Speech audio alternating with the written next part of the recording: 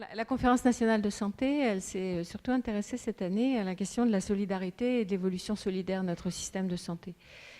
Et en le posant pas seulement sous l'angle de la solvabilisation, puisque c'était plutôt le travail du Haut Conseil à l'avenir de la protection sociale, mais plutôt sous l'angle finalement de ce qui fait la solidarité de notre système et la façon dont on peut rendre cette solidarité soutenable par le comportement des acteurs, que les acteurs soient des usagers, des professionnels ou des établissements. Et on voit bien que de poser la question comme ça renvoie effectivement au comportement des usagers que vous avez interrogé parfois, mais aussi aux pratiques professionnelles. Et Madame Dormont posait la question tout à l'heure, établissait les performances de notre système de santé, en considérant qu'on avait un haut niveau de performance, et en même temps, on était assez dans les records en termes d'inégalité sociale ou territoriale de santé. Et s'il y a un objectif que nous devons poursuivre tous ensemble, c'est bien celui de la réduction de ces inégalités territoriales et sociales de santé. Et donc, réfléchir à la rémunération des médecins libéraux, c'est l'inscrire dans cette perspective générale de politique de santé. Vous savez que dans la stratégie nationale et dans le cadre de la mission que la ministre m'a confiée, nous réfléchissons à un service territorial de santé qui s'appelle aussi service public territorial de santé, qui ne veut pas dire qu'il faut étatiser la médecine. Il ne s'agit pas de transformer tous les acteurs en des agents de service public. Vous savez très bien qu'il y a des missions de service public qui peuvent être confiées à des opérateurs privés. L'idée, c'est d'essayer de faire en sorte que sur des territoires, sur les territoires de proximité, il y ait un service accessible à tous. Donc c'est la question du reste à charge accessible qui est complexe. Donc si M. Cagnard dit que c'est complexe, je ne m'y aventurerai pas.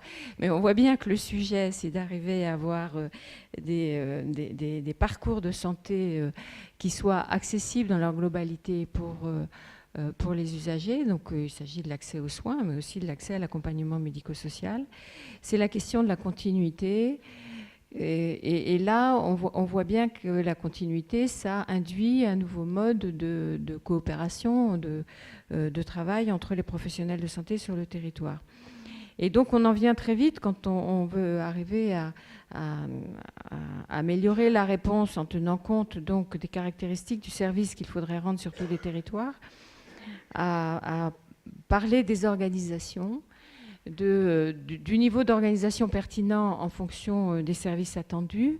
Et je vous entendais dire, mais on n'a pas le temps, on n'a pas forcément le temps d'avoir une approche en prévention au niveau d'une population ou d'investir dans des actions d'éducation thérapeutique. Et donc, il y a un certain nombre d'acteurs comme les maisons pluridisciplinaires de santé ou MG France qui réfléchissent à ce que peuvent être des plateformes à un niveau territorial qui ne soit pas simplement le niveau de relation individuelle entre le patient et le médecin, mais bien un niveau de collaboration entre professionnels qui permettent de dégager du temps pour ces actions au niveau du territoire.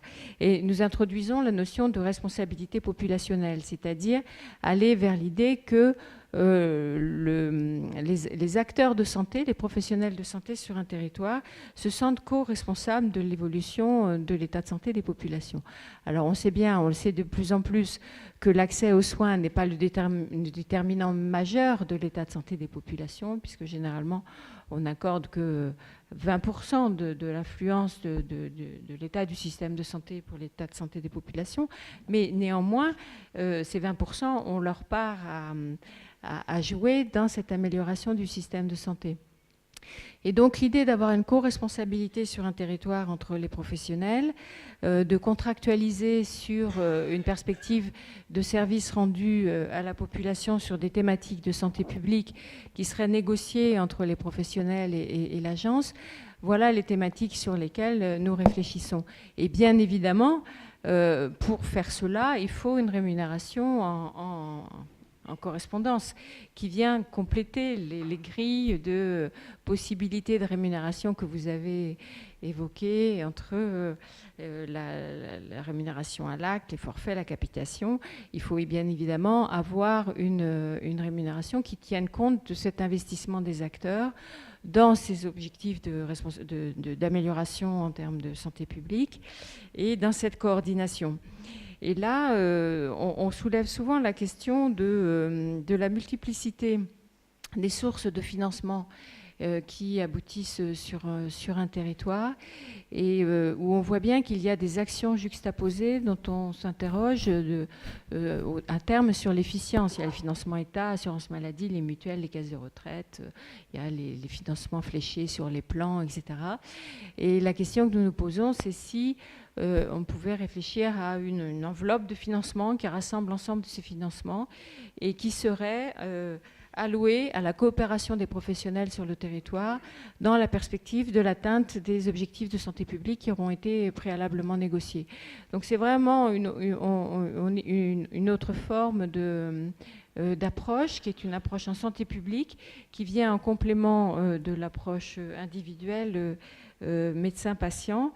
Sur cette approche individuelle, je rajouterai en quelques mots le fait qu'il nous semble tout à fait important que cette rémunération tienne compte des caractéristiques de la patientèle, de telle sorte que nous ayons effectivement le temps nécessaire alloué aux personnes âgées ou aux personnes en situation de handicap et qu'il n'y ait pas cette contrainte, la contrainte financière qui interfère.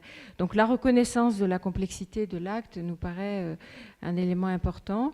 Et puis la lisibilité sur la qualité du service rendu, la lisibilité pour l'usager, ça nous paraît important. Donc nous souhaitons avoir connaissance des éléments de qualité comme nous les connaissons pour les établissements de santé de mieux en mieux. Donc ça peut se faire au niveau effectivement d'un groupe de professionnels. On n'est pas obligé de flécher puisqu'on va plutôt vers un exercice de groupe. Mais je crois qu'il va y avoir une harmonisation en termes de données, ce qui rejoint un des éléments sur l'accès aux données que vous évoquiez tout à l'heure, d'éléments de données sur les pratiques aussi en médecine ambulatoire, de façon à ce que les usagers aient l'ensemble des informations nécessaires pour être acteurs. Voilà, c'est notre objectif, que les usagers soient acteurs de leur santé et de leur parcours de santé. Merci. Une question